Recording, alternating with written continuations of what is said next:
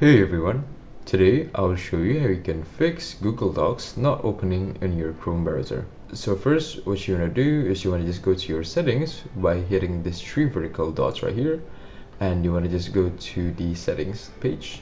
Once you're here, you want to just go to the left here, go to privacy and security, and you want to click on delete browsing data.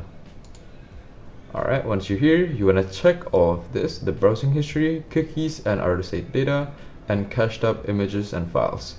Now you want to click on the time range and change it to all time, and click delete data, and there you go.